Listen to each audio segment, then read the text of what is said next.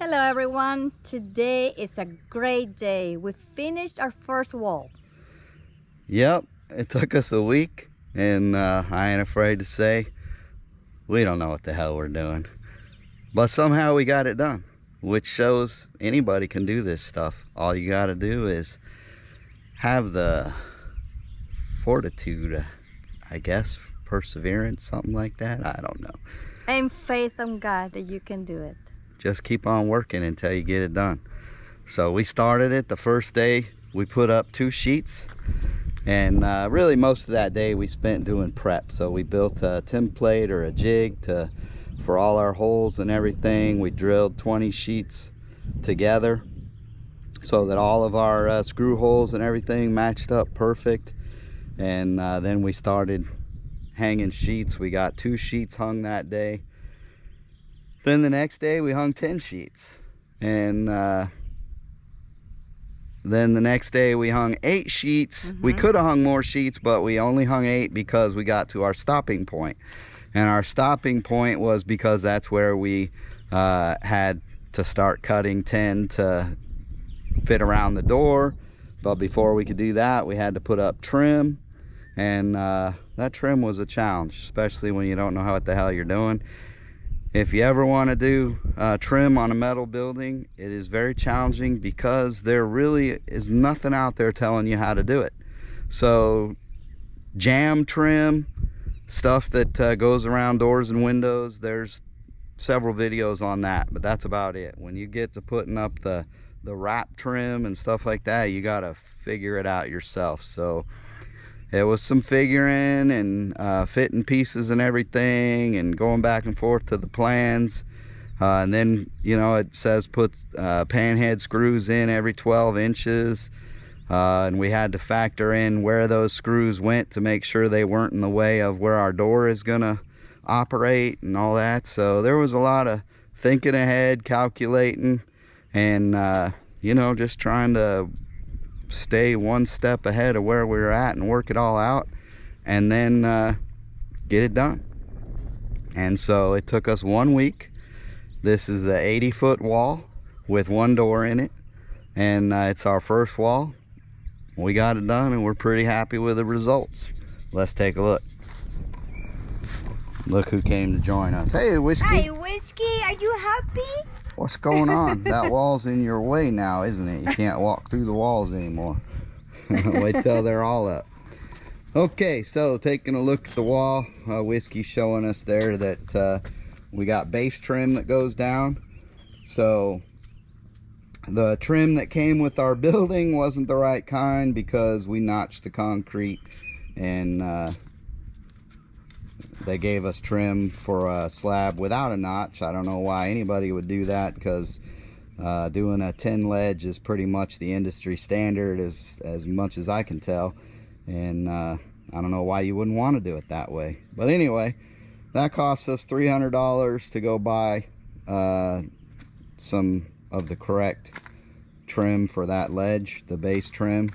So that was our first challenge. But, you know, we called a buddy, he told us best place to go to get it, and we got her done.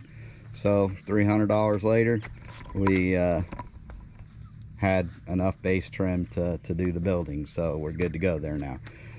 And then if you look at the row of screws along the bottom, the way our plans read is on the bottom and on the top you get screws pretty much on both sides of the ribs and everything, and then these screws here are called stitch screws. That's where the 2 pieces of metal overlap and are stitched together. So those have some specified spaces. And then you have your line of screws on the girt. When you do the girts, we only did to the right side of each rib.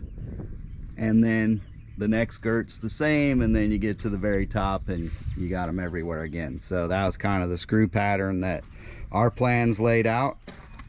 We pre-drilled everything, even the stitches. We pre-drilled the top sheet. We did not pre-drill the bottom sheet. So they're self-tapping screws, but by pre-drilling the top sheet, what that did was that gave us the ability to have a guide that marked the spot and get that screw in so that it was always in the same place. We didn't have screws walking on us or anything like that when we were letting them self-tap through that second piece of tin. So that seemed to be a pretty good technique. And honestly, the only problem or the only challenge we had with the siding itself was the concrete was not always exactly even on the ledge. So some spots we noticed the concrete was getting a little bit higher on us, and we started out with a 1/4 inch gap, because that's what they tell you to do, is keep the tin a 1/4 inch above the concrete. Of course, the tin isn't on the concrete because we use the trim in between, but we still wanted a 1/4 inch gap there. And some places that got a little tight, and we had to, you know, lift our sheets just a little bit at the top. Now the top will be covered with trim, so you got some area there to play. That was really the only challenge we had with the tin. Everything else went pretty smooth. And just the two of us. They say typically this is a 3-person job, but just the two of us, we were able to get her done. And I don't know, do you think we really had any big problems? No, we did really good. I mean, having the telehandler was really good. So it was very helpful. So yeah, Lorena operated the telehandler. Basically, we would walk the tin up the wall, get it against the wall, I'd hold it, and then she would just kind of walk me up the wall with the telehandler. And and that worked great. Yep, and then she would hold it at the bottom. If we needed to lift it up a little bit more, we had some various spacers that we could put under it and lift it. And sometimes we just used brute force, lifted it up and got a screw in it, and got it where we needed to be. Used a level at the top. So basically across the top we were able to check level, and then we put a level down the side to check plumb. And if those 2 points of measurement were in agreement, then it looked pretty good, and we went ahead and screwed her down. The tin, like I say, or I mean the trim, was a little bit more challenging, but happy with the way it came out. Everything looks great. So real smooth. Trim lines came out great. So just kind of a close-up, you've got this piece of trim here, which is our builder calls it wrap trim. Some other people call it cap trim, and I have no idea if it has more names than that, but basically it's a cap or a wrap around the 8-inch purlin. So here's an 8-inch purlin. If you imagine a sheet of sheet metal painted that wraps around that to cover it up, that's basically what happens here. And so that was the first thing, is figuring out how to put this stuff on. I didn't really want to just cut it even and leave like a seam in the corner. So what I did was, on the top piece, I went out 2.5 inches, because that's the width of the side of the purlin. So I went out 2.5 inches extra on that piece, and then I cut it back. And then I cut off the excess down to about a 1-inch piece, and then I bent that straight. So basically the top piece has a tab that drops down, and so then when I put up the side piece, it went over the top of that tab and made a really nice seam. So that was my technique on that. Again, I just came up with that. I don't know if that's the right way to do it or not, but that's how I did it, and I'm happy with the way it came out. So that was probably the biggest challenge, was just doing this door. It took us a couple days. So we stopped right here. This was 20 sheets at this point, which is basically 60 feet into the building. So each sheet covers about 3 feet. And then this sheet here, we got some overlap. So it had to be trimmed, and it goes into this jam trim here, slides inside so you can't see the cut edge, and it provides rain protection and all that. It's like flashing. And then it wraps around. I think you can see those 2 stitch screws up there at the top. So it overhung like 3 inches. And then we had short pieces that came from the factory that we were able to come all the way across the top until you see those stitch screws there, if you can see them. And so that one, it was about 18 or 19 inches, somewhere right in there of overhang. So we had to cut that piece. And again, it fits into the jam trim. Everything came together real smooth. And then the last piece, there wasn't 36 inches left. So we had to trim the edge on that piece and cut it off. So basically, what was it, 2-3 days? How many days from the door till now? 3 days. 3 days. So it took us 3 days just to from that piece by the door to finish it. And the reason for that again was this is where all our cut pieces are, so we had pieces to cut and we had to figure out the trim. Now when we get to the other side is where we got to go next, and that is going to be way more challenging. And the only reason it's more challenging is because it's more detail. So obviously on this side we've got 2 doors, so double the amount of trim there. And you know, I'm not real worried about that, because now that I've done it and have the technique for how to do it, we can do that a lot faster than we did the first one, because we don't have to like learn and create as we go along. We already know what we're doing there, so it's just repeat. So those should go pretty good, but we've also got to install a walk door that's going to go right around this area. And so the walk door, and then we got the rest of the angle bracing, or base angle, the rest of the base angle to go on, so that this side will be ready to install the siding. And so that's what's up next, is we're gonna work on the base angle, install the door, finish out the base angle, and then we should be good to go to start sheeting this side. We've got 1 week left on this trip. Yeah.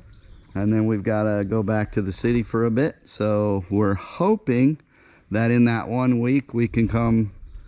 We'd like to get this wall done, but if not, we'd like to at least get her pretty close. So if we can get the sheeting up on this wall in the next week, that would be awesome.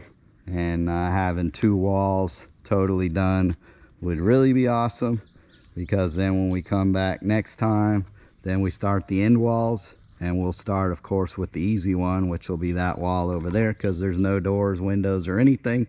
So that'll be the easiest one. You basically have base trim, and that's it for putting, and then put up the sheeting. So we got to put the rake angle at the top. So just like we have this base angle on the ground, we got to put a piece at the top. We'll get that, no big deal, but I think that'll be pretty easy to sheet. And then of course the big challenge will be this end down here, because we've got 3 windows and a walk door. So that, a lot of cutting to do. Yeah, a lot of cutting on that end. And unfortunately a lot of that'll have to be cut. So this side we can put it up all the way on this end, and then just go along with a sawzall and cut the long pieces off to make your rake angle for your roof. And that should be pretty easy. But unfortunately, because this one is a patio, it's covered, yeah, we got a lot of custom cuts to do on this side. We've got to cut around the purlins, and then, you know, maybe we can stick it through to the top, I don't know, but we'll have some cuts, I'm sure. So this end's we're saving for last. It'll be the most challenging, but once we get it done, man, that'll be awesome, because then it's time for the roof. Once we put the roof on, then there's a whole bunch of trim that goes on. Corner trim, rake trim, you know, just all different kinds of trim that finishes everything out. And man, it'll be awesome when we get all that done.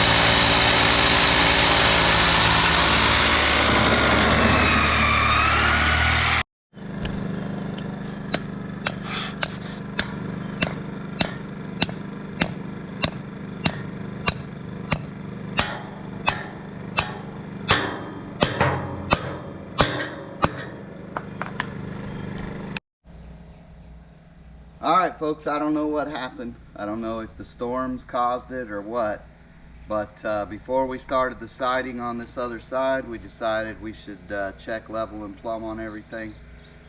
And somehow just about every column got out of plumb. So we had checked it before and everything was good to go, and now all of a sudden it's all out. The other side, we checked it before we put the tin on, because once you put the tin on, it pretty much locks everything in place. So we don't want to leave it out of plumb and then put tin and have it that way forever, or have our tin get all wonky and not fit right. So we're trying to bring it back into plumb, and we tried just using the X bracing on this side, and it helped a little bit, but it really didn't get everything back the way we need it. So now we're doing some ratchet strap engineering, and we've got ratchet straps put on in a few different places, and we're trying to get everything back into plumb. Once we get it into plumb, then we'll go ahead and put the tin up. Once the tin is on, we should be able to take the ratchet straps off and everything will stay, because the tin kind of locks it in. So you know, that's where we're at. Stick with us, let's see how it goes.